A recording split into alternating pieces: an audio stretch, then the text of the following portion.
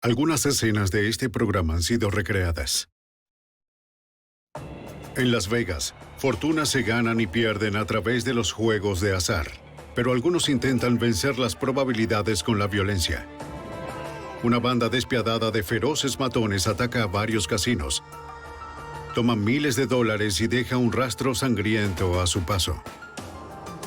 La policía local y el FBI se unen para identificar y rastrear a los letales hombres armados, que no se detendrán ante nada para evitar ser capturados. La evidencia se acumula, no hay sospechosos evidentes. Asesino en serie fugitivo. Ted Kaczynski es arrestado. Fugitivo aún prófugo.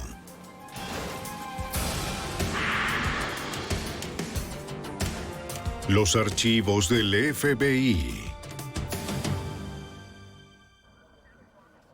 Esta es la clase de historias de las que están hechas las películas de Hollywood, robos temerarios a los casinos de Las Vegas. Pero esta no es una película. Soy Jim Kallstrom, exdirector del FBI en Nueva York. Es una banda de criminales con mentes maestras que portan armas automáticas sin ningún temor a usarlas. En cada nuevo asalto se volvían más audaces y letales, hasta que el FBI intervino y puso fin a esta destrucción violenta. Apuesta peligrosa. Las Vegas, Nevada, 20 de septiembre de 1998. Ya falta poco para el mediodía en el Hotel Casino MGM Grand. Dos guardias armados, escoltados por un guardia de seguridad del hotel, trasladan el dinero del casino hasta una puerta, donde una furgoneta blindada los espera.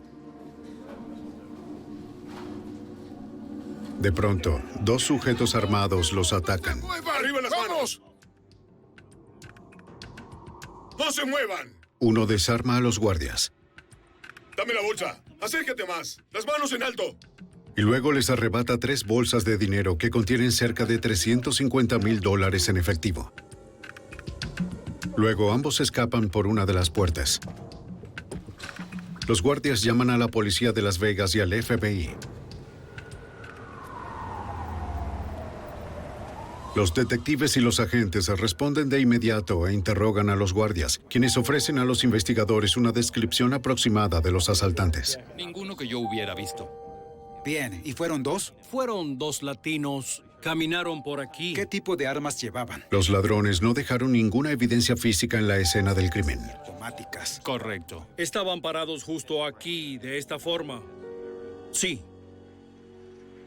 El MGM, como todos los casinos de Las Vegas, dispone de una amplia red de cámaras de seguridad. Los agentes del FBI revisaron los videos del crimen. ¿Exterior? Seguro.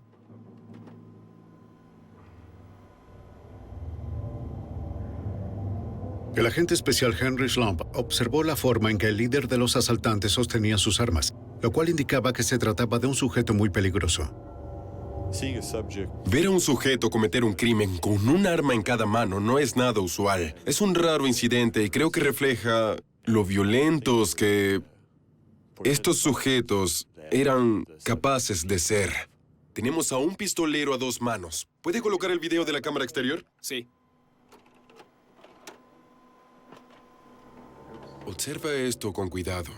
Se fueron directo por la acera. Los agentes también revisaron las imágenes registradas por las cámaras exteriores del hotel, que mostraron cómo los asaltantes habían huido hacia el otro lado de la calle, hasta un hotel cercano.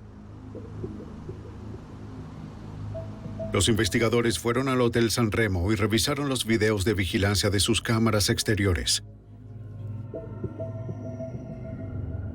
Vieron cómo los asaltantes se subían a una camioneta pick-up conducida por un tercer sujeto. Deténla allí, deténla. Pero el video no ofreció una pista confiable, según Castle Nishimoto, agente especial del FBI. La calidad de la cinta no permitió distinguir con nitidez el número de la matrícula. Obtuvimos solo una vista parcial de los números, pero en realidad no pudimos verlos completos. Alcanzamos justo a leer los 3 primeros números, sin poder precisar cuáles letras del alfabeto venían después.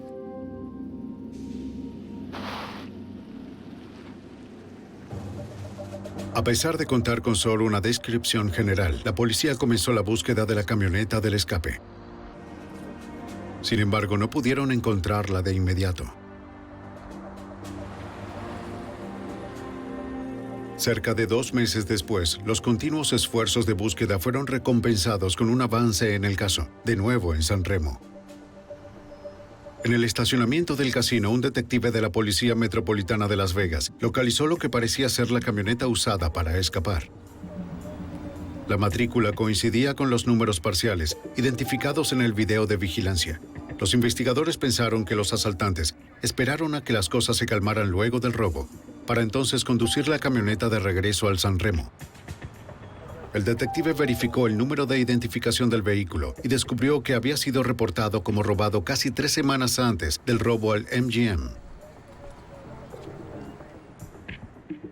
Al realizar la verificación de la matrícula, los investigadores descubrieron que había sido robada de un vehículo inhabilitado que se encontraba en un depósito de Las Vegas.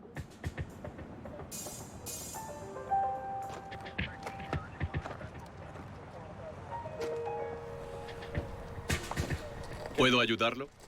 Sí, señor. Soy el detective Fleetwood y estoy investigando El gerente del sitio le dijo al detective de la Policía Metropolitana de Las Vegas que no sabía nada sobre el robo.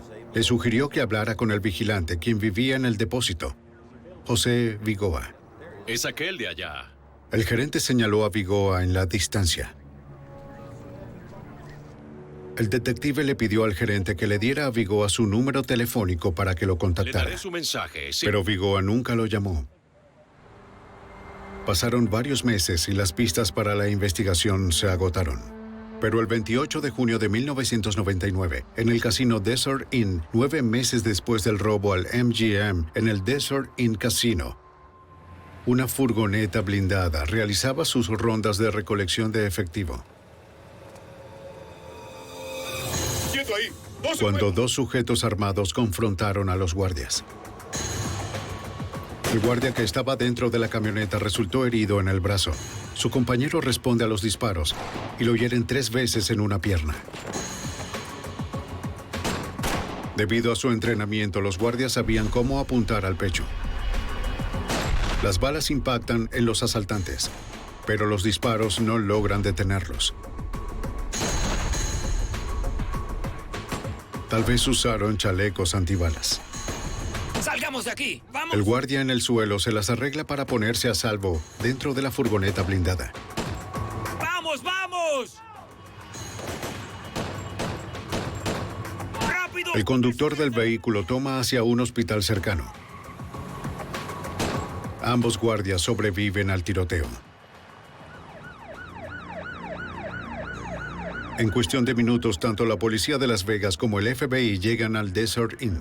¿Puede decirnos si hay algo en particular que recuerde? Una empleada del casino informa a los investigadores que vio a uno de los asaltantes huir de la escena del crimen en un vehículo utilitario color claro, así que la policía emitió una alerta. Voy a dejarle mi tarjeta. El agente especial Richard Beasley inspeccionó la escena del crimen. Mi primera impresión fue que se trataba de un intento muy audaz de robar una camioneta blindada. Estos sujetos no tenían ningún temor de hacer uso de todo el poder de las armas que llevaban consigo. Había un número de casquillos de metal en un área y mucho más en la otra zona donde los guardias de la furgoneta blindada habían disparado sus rondas. Los agentes pensaron que los asaltantes que ejecutaron este ataque no eran los mismos que asaltaron al MGM. Su modus operandi era distinto. Según la experiencia de los investigadores, los criminales rara vez cambian la manera de actuar que les ha funcionado en el pasado. Agente especial Brad Shields.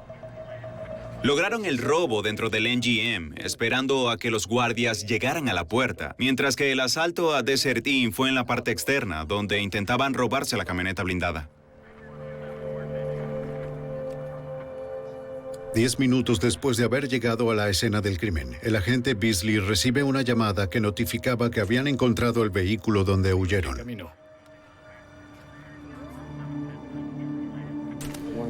Uno de los oficiales uniformados que patrullaba la zona en la búsqueda del vehículo lo encontró en el estacionamiento de un pequeño motel. Revisamos el interior y pudimos ver varios casquillos en el piso y uno de calibre 45 en un compartimiento de la puerta. Los investigadores también encontraron una botella vacía en el interior. La conservaron con la esperanza de recuperar alguna evidencia de ADN.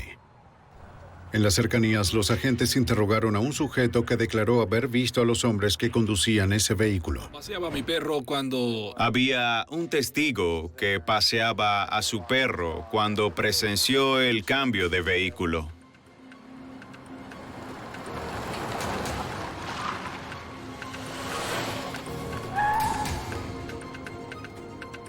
Tenemos que irnos. Uno de los asaltantes se subió a la parte trasera de una camioneta pick-up, donde lanzó una bolsa. Pudo escuchar un ruido fuerte que pensamos que provenía de las armas. Los otros dos saltaron a la parte delantera de la camioneta. Amigo, vámonos. ¿Qué sucede? No puedo hacer nada. La llave no quiere funcionar. Vámonos.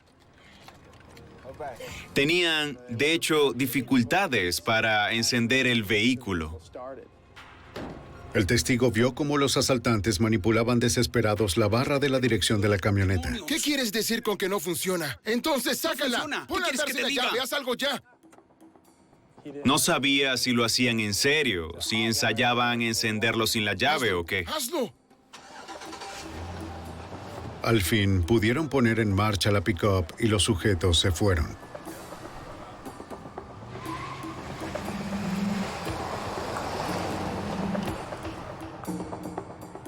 Los agentes se preguntaron por qué los sujetos habían tenido que hacer un puente en su propio vehículo de escape. Supuestamente habían estacionado la camioneta allí con antelación. Entonces, ¿por qué no tenían las llaves?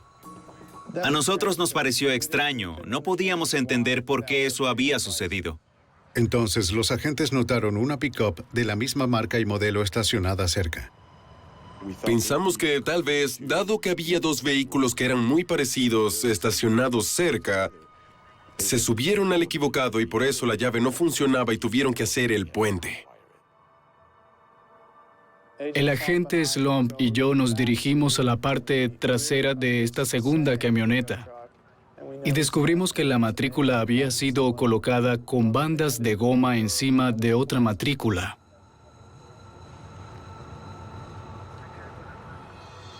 El FBI revisó el número de identificación de la pick-up y descubrió que pertenecía a un ex convicto llamado Pedro Duarte. El investigador de la escena del crimen encontró huellas dactilares en la superficie de la matrícula.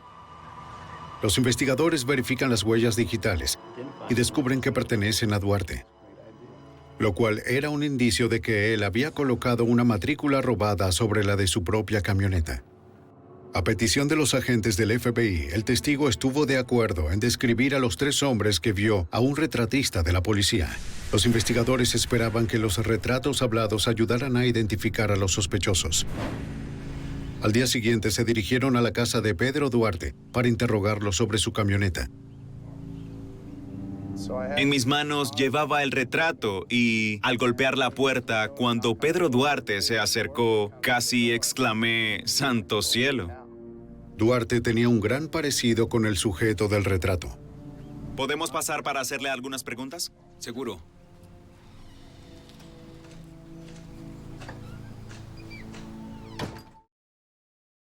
¿Cuándo cree usted? Al interrogarlo sobre su camioneta, Duarte insistió en que se la habían robado. Los registros policiales indicaban que de hecho la había reportado como robada, pero fue unas horas después del intento de robo al Desert Inn. Su historia fue que, como él y su esposa habían tenido algunos problemas, salió de la casa con la idea de caminar para calmarse. Así que estacionó la camioneta, caminó un poco de aquí para allá y que luego se quedó dormido en un banco. ¿La última vez que vio la camioneta? Duarte afirmó que cuando se despertó ya la camioneta no estaba. No estaba cerca cuando ocurrió. Bien, puras tonterías. Nada de ese relato era cierto. Él era solo un petulante. Tan petulante como alguien podía ser. Y su inglés era bueno hasta que llegamos a las preguntas más difíciles. Duarte de pronto afirma que no habla el idioma. No lo hablo bien. Aun cuando la sargento de la Metropolitana se comunicaba en español con Duarte, él insistió que no entendía. Fue un interrogatorio muy frustrante. Es mejor que usted. Los investigadores estaban convencidos de que Duarte estaba involucrado, pero el mayor obstáculo era el de no poder contar con evidencia directa en su contra. Aún no teníamos ninguna respuesta, es decir, no era cierta esa historia de la caminata, por supuesto. Podía haber realizado robos a joyerías, arrebatos de cartera o cualquier otra cosa para luego ocultar su vehículo y que esto fuera solo una coincidencia, sin dudas. No sé ni siquiera de lo que me habla, señor. Así que no nos sentimos con la suficiente confianza como para arrestarlo en el momento y el interrogatorio no nos llevó a ninguna parte. Con la esperanza de poder obtener una identificación positiva de Duarte, el agente Shields le mostró una serie de fotografías al único testigo que había visto los rostros de los asaltantes del Desert Inn. Cielos. Yo no puedo decir que sea él. Y nuestro testigo no pudo identificar al sujeto de la serie de fotos. Así que intentamos otros medios para identificar a sus socios o el rastro del dinero. Esto implicaba que debíamos ir tras Duarte en ese momento.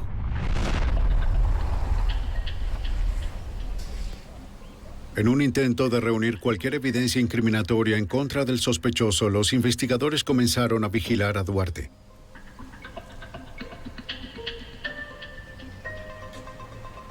Pero al cabo de algunas semanas, no llegaron a nada.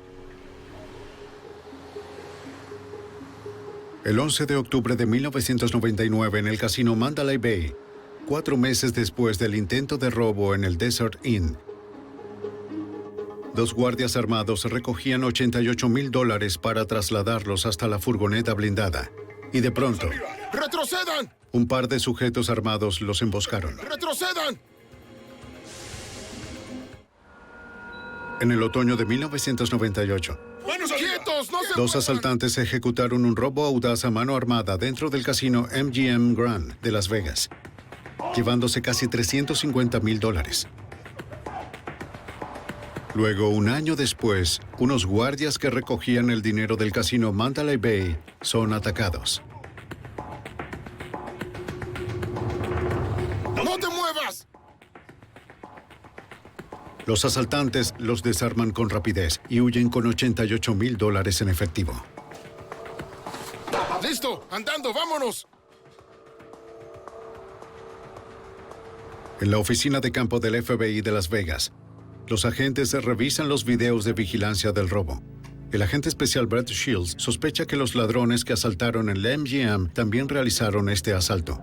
Cuando vimos la forma en que este robo fue llevado a cabo en el Mandalay Bay, encontramos muchas similitudes. La manera como se aproximaron, la forma en que sostenían las armas, una en cada mano, al igual que los brazos extendidos. Todo esto nos llevó a pensar que tanto el MGM como el Mandalay Bay estaban relacionados. Los investigadores revisaban de nuevo el caso con la intención de encontrar alguna pista que se hubiera pasado por alto. Agente especial Richard Beasley. Brett Shields y yo estuvimos en la oficina revisando el caso sobre cómo podríamos armar nuevas pistas y asegurarnos de si todas las que teníamos fueron cubiertas. Miré por encima de su hombro y reconocí un nombre allí. Vigoa era el vigilante del depósito a quien los detectives nunca pudieron interrogar. Y en ese momento fue como que si se encendiera una luz y se lo comenté al agente Beasley. Oye, este es, de hecho, José Vigoa, es decir, este es nuestro sujeto. José Vigoa. ¿Quién es el sujeto? El agente Shields tenía una historia con Vigoa. Había arrestado a José Vigoa en 1990. Fue uno de los primeros arrestos que realicé como agente del FBI. En 1990, el FBI investigaba a un inmigrante cubano de nombre José Vigoa por tráfico de cocaína y Shields se dirigió a un depósito con una orden de registro para revisar su cubículo. Justo cuando la revisión comenzaba, José Vigoa trató de huir a toda velocidad. Uno de los agentes se encontraba en la puerta y él incluso intentó atropellarlo.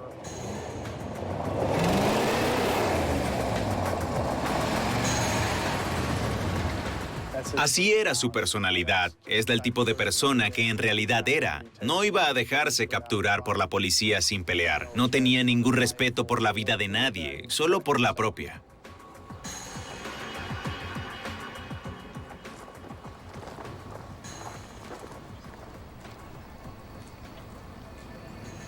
Los investigadores revisaron el cubículo de depósito de Vigoa, donde encontraron una balanza cubierta de residuos de cocaína con sus huellas dactilares. Más tarde fue declarado culpable por tráfico de drogas y por agredir a un oficial federal. Cumplió 6 años en prisión por sus delitos.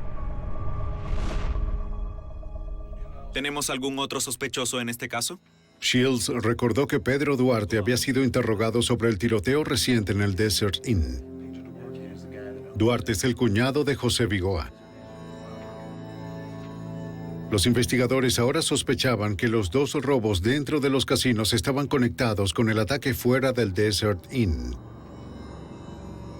Al parecer, era el trabajo de un solo grupo de asaltantes. Los agentes decidieron mostrarle al oficial de libertad condicional de Vigoa el video de vigilancia, con la intención de que pudiera identificar a alguno de los delincuentes.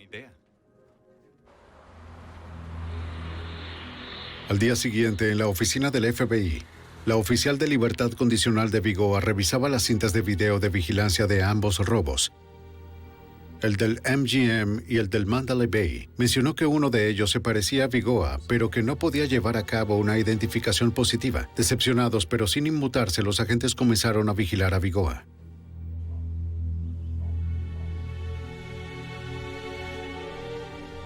Según la oficial de libertad condicional, Vigoa ganaba solo $10,000 al año y vivía en una caseta en el depósito donde trabajaba.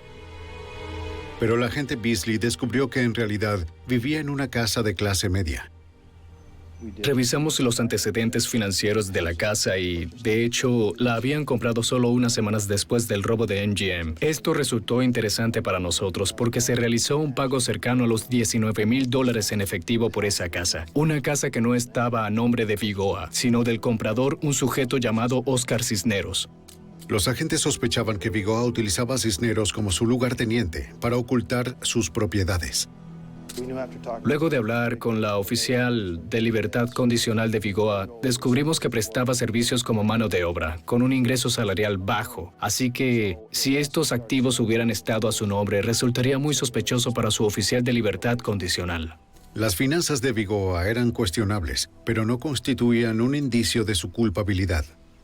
No teníamos ningún testigo ocular que lo hubiera identificado con los asaltos, y solo porque alguien gastara una considerable cantidad de dinero no quería decir que estuviera involucrado en un robo. Vigoa había sido un traficante de drogas convicto. No sabíamos si había vuelto al negocio, lo cual explicaría su gran disponibilidad de efectivo. Los resultados de los antecedentes financieros no era suficiente evidencia como para continuar con una investigación. Aún no teníamos una causa probable como para emitir una orden que nos permitiera revisar la casa de Vigoa, de sus propiedades o sus vehículos. No habíamos llegado allí. Incluso si hubiéramos contado con el mínimo necesario para obtener la orden, quizás aún no estábamos listos para ejecutarla. Queríamos algo más de forma que pudiéramos llevar a cabo el arresto y lograr su condena, no solo una orden de registro para revisar su casa.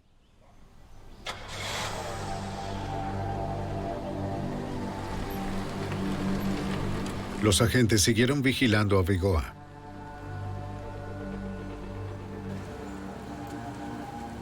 Cinco meses después, el 3 de marzo del 2000, en el suburbio vecino de Henderson, la policía local y el FBI respondieron al llamado sobre un asalto a una furgoneta blindada frente a la tienda por departamento Ross Dress for Less. 2 guardias habían muerto. ¿Pudo ver a los sujetos? Cuando llegamos a la escena del crimen, ya estaba asegurada.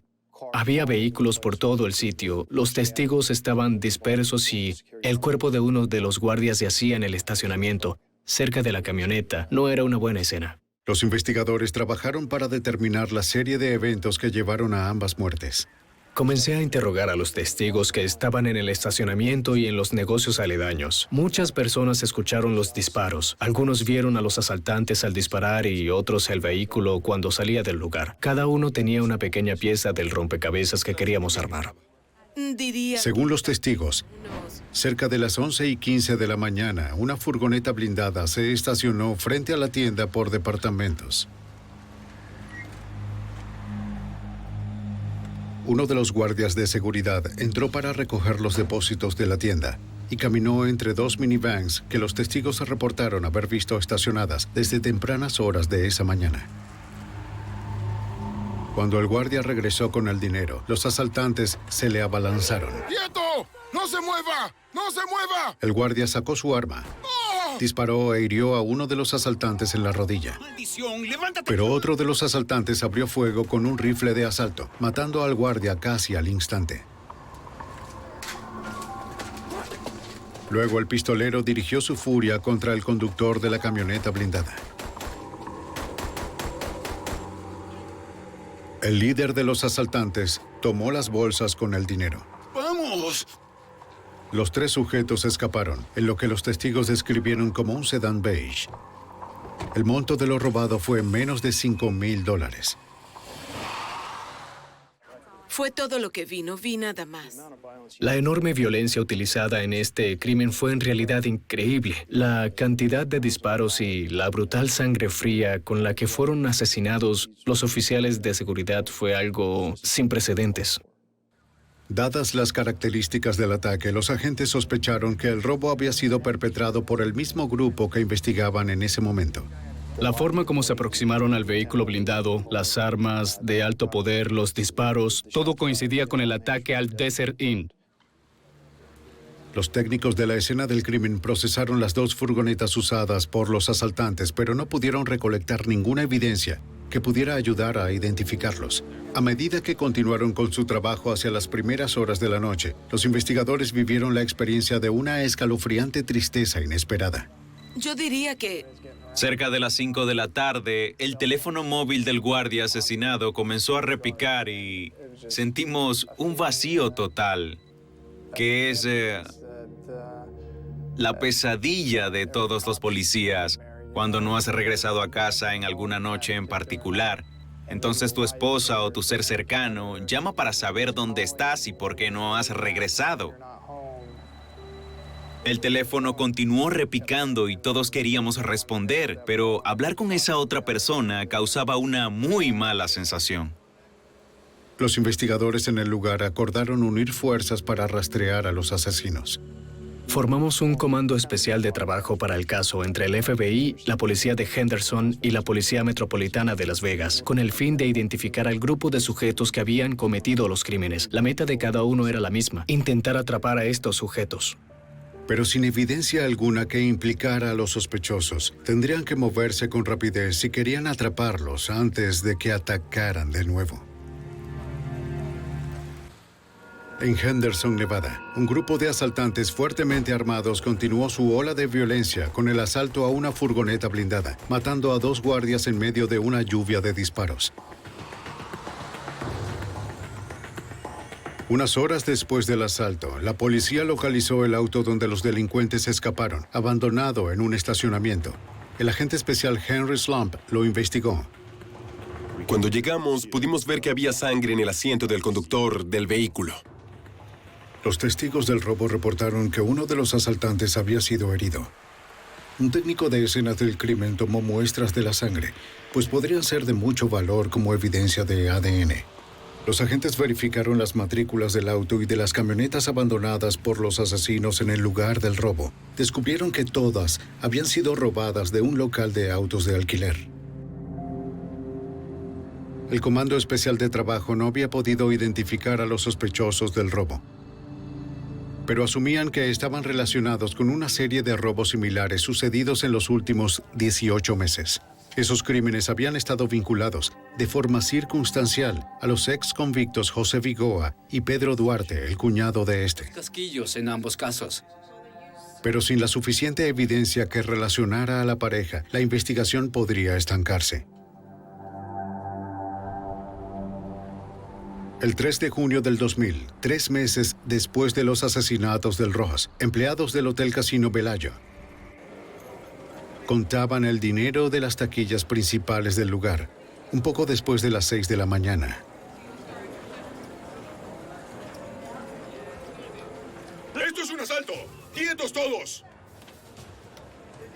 ¡Muévanse hacia allá! ¡Hacia allá! ¡Quietos! ¡Al piso! ¡Hacia allá! ¡Muévanse! Los asaltantes llevaron a los asustados empleados a un rincón y tomaron todo el dinero de los cajones. ¡No se muevan! Luego huyeron con más de $144,000 en efectivo. Pero los criminales no habían terminado. Ellos querían más. ¡Esto es un asalto! ¡Quieta! Se dirigieron a otra taquilla de cambio cercana. Por favor. Pero en esta ocasión los ladrones permitieron que la cajera se fuera. Robaron $10,000 más. Un guardia de seguridad del casino se da cuenta de la huida de la cajera a través de las cámaras de vigilancia y hace un acercamiento para ver con mayor claridad. Atención, estoy en la sala de seguridad. El guardia alerta a la seguridad externa mientras observa cómo los asaltantes huyen del edificio por una de las salidas de emergencia. Ahí están. Los ladrones se subieron a la camioneta de escape y salieron con más de $150,000. No se dieron cuenta de que guardias del Velayo iban tras ellos en un vehículo sin identificación y habían alertado a la policía. Sin embargo, una vez que se dan cuenta de que los persiguen, reaccionan con violencia. Una de las balas impacta en un neumático de la camioneta de seguridad, poniendo fin a la persecución.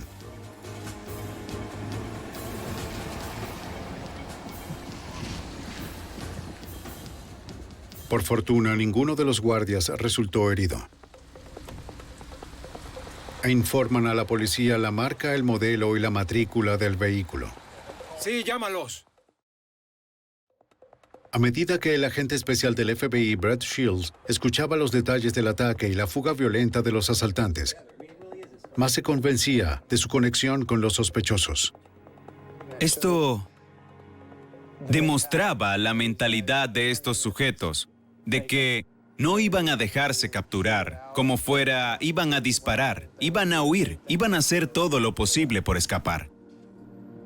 En la oficina de seguridad del Velayo, los agentes solicitan a la oficial de libertad condicional de Vigoa que revise el video de vigilancia del crimen, con la esperanza de que hiciera una identificación positiva. Le mostramos el video y ella dijo, sí, ese es José Vigoa cometiendo el robo. ¿Está segura? Este era el avance que los agentes necesitaban para capturar a Vigoa. Obtienen la orden de arresto, pero estaban preocupados porque este asesino despiadado no iba a dejarse someter sin pelear. ¡Escuchen todo! En Las Vegas, el FBI al fin pudo identificar al ex convicto José Vigoa como el presunto líder de una banda violenta de ladrones que ya había asesinado a 2 personas.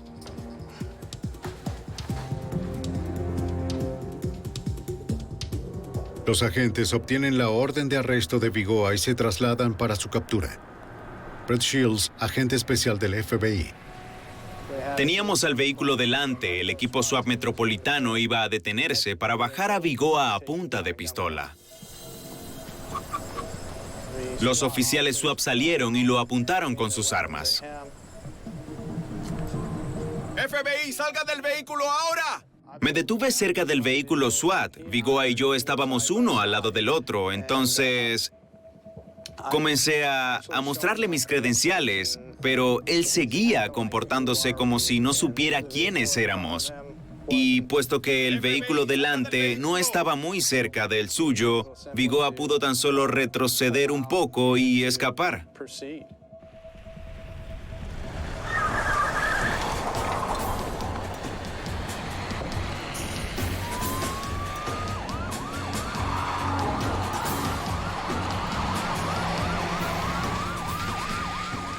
La persecución es en extremo peligrosa y sobrepasa los 160 kilómetros por hora.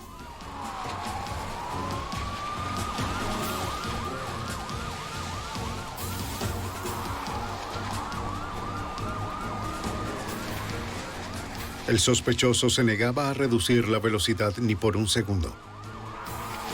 Luego de unos cuantos kilómetros, Vigoa pierde el control y choca contra un árbol. Salió del vehículo y huyó.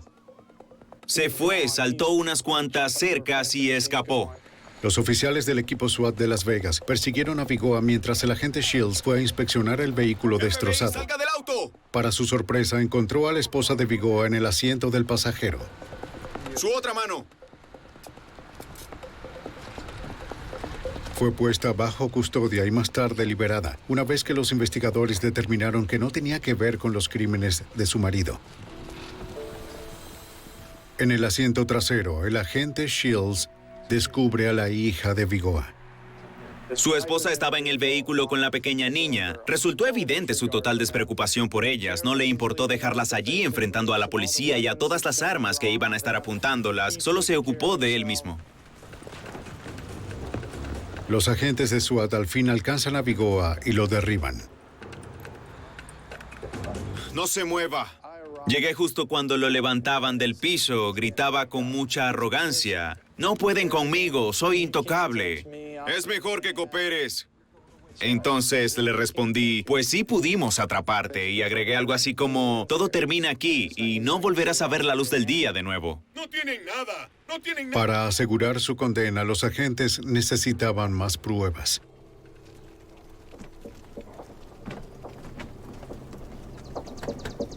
¡Es la policía! ¡Abra! ¡Policía! Armados con una orden de registro, entraron a la casa de Vigoa, donde encontraron cerca de $100,000 en efectivo, pero no había ninguna evidencia directa que lo relacionara con alguno de los robos.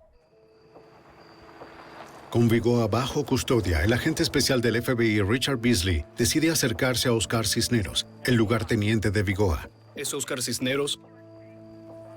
Necesitábamos interrogar a Cisneros sobre los activos que estaban a su nombre y que Vigoa utilizaba. Nos identificamos y le dijimos que José Vigoa había sido arrestado por el robo de Velayo, que teníamos que interrogarlo acerca de la relación con Vigoa y de los robos que habían venido ocurriendo en Las Vegas. Le dije que además queríamos revisar su casa. Entonces respondió, de acuerdo, hablaré con ustedes y podrán revisar mi casa. Bien, gracias.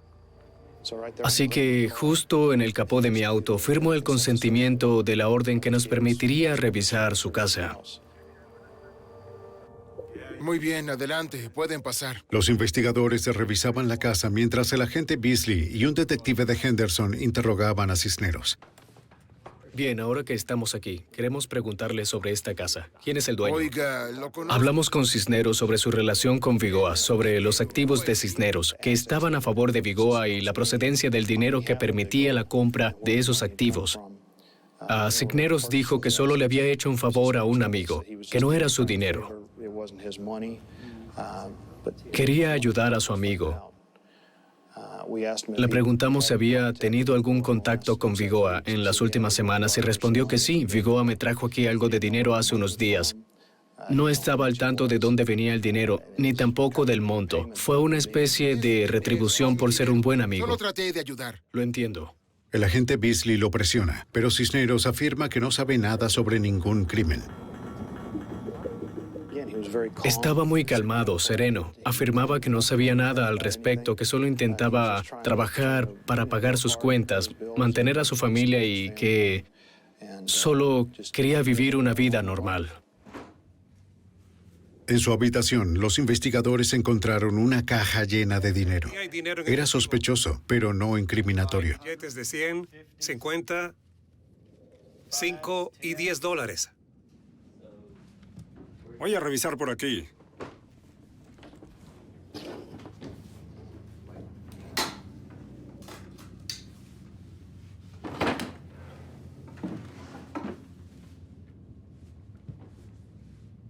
Luego de una búsqueda de más de una hora sin ningún resultado, como por corazonada, uno de los investigadores decide buscar algún compartimiento secreto.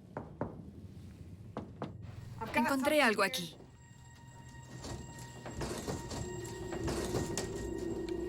Y descubre las evidencias más incriminatorias. Municiones y chalecos antibalas. Entonces, mi dinero... Disculpe. El agente Beasley habla con los investigadores. Me dijeron, Rich, lo encontramos. Encontramos un compartimiento secreto en su armario y allí al parecer se encuentra justo todo lo que hemos estado buscando. Los agentes necesitaban saber si los objetos encontrados en el armario se habían usado en los robos. Así que regresé de inmediato donde estaba sentado Cisneros y le dije, Oscar, lo encontramos. Encontramos un compartimiento. ¿Qué es lo que íbamos a hallar ahí? Suspiró, bajó la mirada y agregó, todo. Las armas, todo. Entonces, en ese instante, supe que él iba a jugar un papel más importante de lo que en un momento pensé que podría. El agente también le preguntó sobre la cicatriz en su rodilla. Entonces, dime, también vi su rodilla derecha y noté que tenía puntos de sutura. Me dispararon. ¿Te dispararon? ¿Dónde? En Ross. Estábamos sorprendidos. Habíamos identificado a uno de los hombres que había sido herido en Ross. Ya estábamos encaminados a resolver los homicidios. De acuerdo. ¿De cuánto tiempo hablamos? Comenzó a preguntarnos cuál sería su sentencia y cuánto tiempo estaría en prisión. Fuimos muy honestos con él. Le dijimos que no podíamos responderle con exactitud lo que estaba preguntando, pero podría ser que enfrentara la pena de muerte, debido a los asesinatos con agravante de robo. Continuó preguntándonos sobre las posibles sanciones. Podría ser incluso la pena de muerte. Puedo decirte esto de la mejor forma, pero tú tendrás que ayudarnos en todo esto. Está bien, escuche.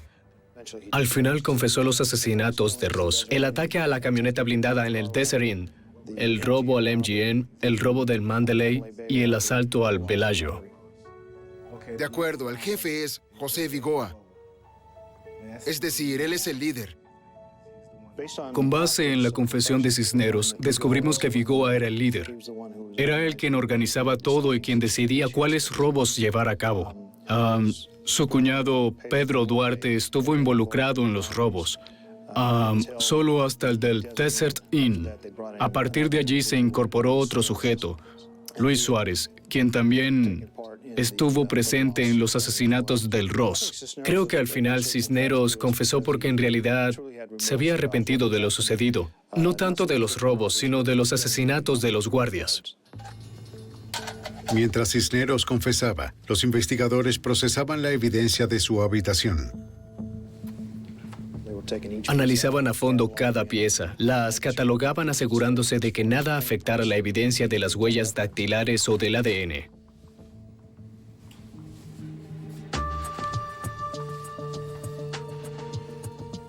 Hacia el final de la búsqueda encontraron lo que parecían ser bombas de fabricación casera dentro de tubos negros de PVC de 4 centímetros con una especie de circuito unido a ellas. Debemos preguntarle algo. Los investigadores confrontan a Cisneros sobre las bombas para comprobar si eran reales. Y Cisneros respondió, no en realidad. Pero de hecho sabíamos que no podíamos confiar en sus palabras. Le dije, voy a preguntar de nuevo, ¿qué son estas cosas? Y respondió, solo estábamos jugando, en realidad no tienen nada de qué preocuparse. Pero en el momento, por la poca precisión de sus respuestas, decidimos proceder con la evacuación de la casa y la de los vecinos cercanos. Los agentes recolectaron la evidencia, abandonaron la casa y dejaron las bombas en el lugar. Llamamos al escuadrón de explosivos que llegó para revisar los artefactos, pero no pudieron hacerle radiografías debido a que los tubos de PVC eran negros, en vista de lo cual tomaron la decisión de explotarlos allí mismo en la habitación.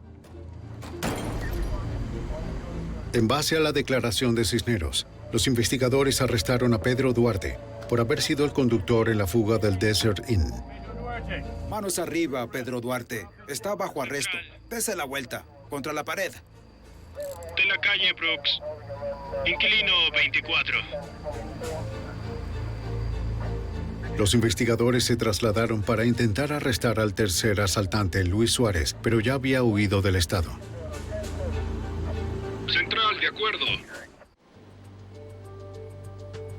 Los expertos en balística revisaron las armas encontradas en la casa de Cisneros, y estas coincidían con los casquillos de las balas de los asesinatos del Ross y del tiroteo del Desert Inn. También descubrieron evidencia importante en contra de Vigoa.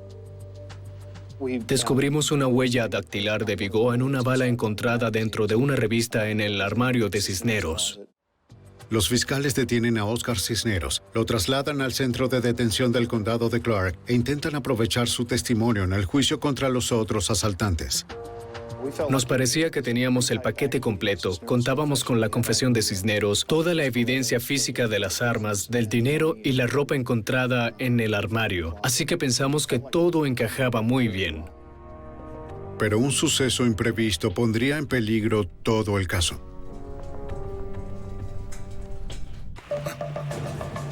¡Al suelo!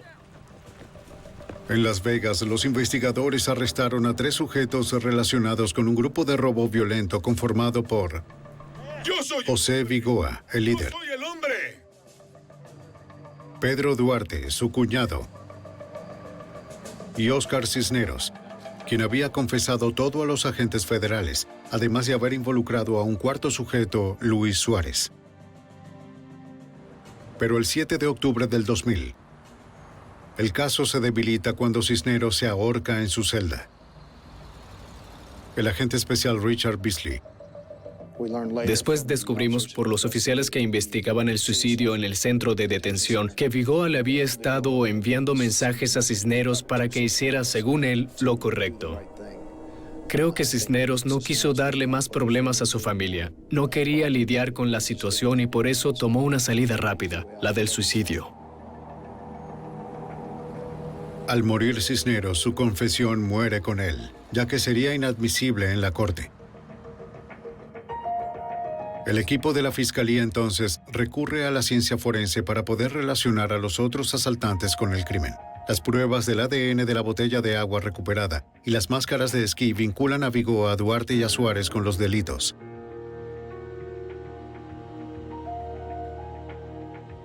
La prueba de la sangre recuperada pertenecía al ahora fallecido Cisneros. Mientras los fiscales se preparaban para el juicio, los agentes rastrean a Luis Suárez, el asaltante que faltaba, quien voló desde Las Vegas a Florida para ocultarse. FBI, alto. El agente especial del FBI, Brett Shields. Volamos a Florida, desacreditamos todas sus coartadas y luego al final lo arrestamos por sus crímenes. En el otoño del 2003, 5 años después de que los robos y de los asesinatos ocurrieron, Suárez, Duarte y Vigoa fueron a juicio en Las Vegas. Luis Suárez se declaró culpable de robo a mano armada y recibió una sentencia de 6 a 15 años.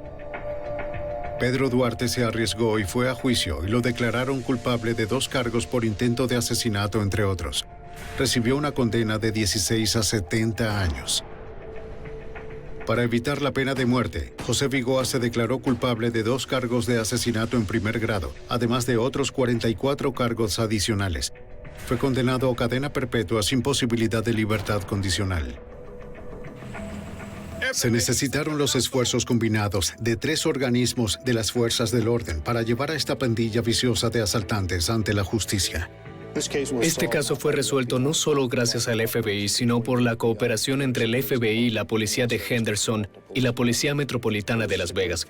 Fue una gran sensación la de haber podido concluir un caso así. Lamentablemente, hubo muchas víctimas, no solo los guardias asesinados, sino sus familias y las personas que se encontraban dentro de los casinos. También la gente traumatizada al ver estos ataques a las camionetas blindadas y casinos. De hecho, hubo muchas personas afectadas y haber podido atrapar a estos sujetos brinda una muy buena sensación.